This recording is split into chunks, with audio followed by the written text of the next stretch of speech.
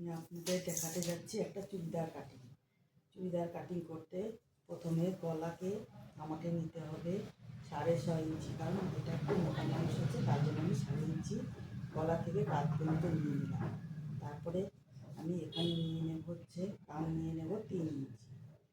যেহেতু ডিজাইন আছে এটাকে আমার 2.5 ইঞ্চি নিলে হবে না, 3 ইঞ্চি নিতে হবে। 3 ইঞ্চি নিয়ে আমি 1/2 ইঞ্চি মার্জিন রেখে এইভাবে আমি গলায় করে নিলাম। আর এটা যেহেতু আমি 6.5 ইঞ্চি নিয়েছি, এটাকেও আমি তার জন্য 6.5 ইঞ্চি নিয়ে নেব। 6 ইঞ্চি নিয়ে আমি 3 আঙ্গুল বরাবর একটা গোলাই করে নেব। আমার যেহেতু একটু মোটা মানুষ হচ্ছে, এর চুড়িদার আছে 12 ইঞ্চি, তার জন্য আমি এটাকে 13 ইঞ্চি চওড়া নিয়ে নিলাম। 13 ইঞ্চি চওড়া নিয়ে আমার এখন সেলাইয়ের চিহ্ন দিতে হবে। সেলাই আমার যেহেতু এটা 12 ইঞ্চি আছে, তো আমি এটা 12 ইঞ্চির মধ্যে একটা দাগ দিয়ে নেব। প্রথমে এখানে 12 ইঞ্চির মধ্যে একটা আমি দাগ দিয়ে নিলাম। মাঝখানে আমি 1 ইঞ্চি কম করে দেব। 1 ইঞ্চি কম করে একটাতে 11 ইঞ্চিতে দাগ দিলাম।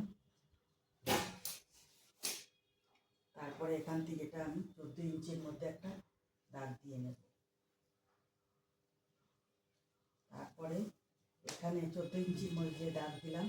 এখানে আমি যতটা নিয়েছি, এটা 12 ইঞ্চি নিয়েছিলাম, এখানেও আমি 12 ইঞ্চি নিয়ে নেব।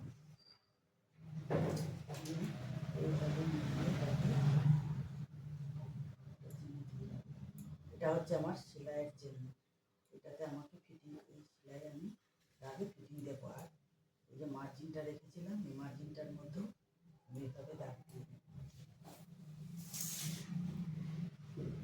এই দাগ বরাবর আমার যতটা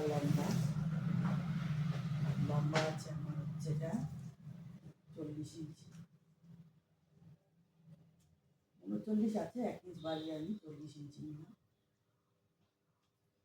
এখন এটাকে আমি এইভাবে দিয়ে দেব। তারপরে আমি এখন এভাবে কেটে নেব।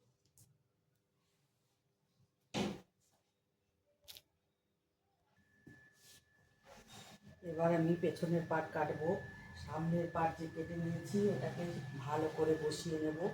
বসিয়ে নিয়ে আমি একইভাবে পেছনের পার্টটাকে কেটে নেব। এটা আমার যেহেতু কোট গলা হবে, তার জন্য আমি কোনো গলা কাটিং করলাম না, গলাটাকে এভাবে রেখে দেব। একইভাবে পেছনের পার্টটাকেও আমি কেটে নেব।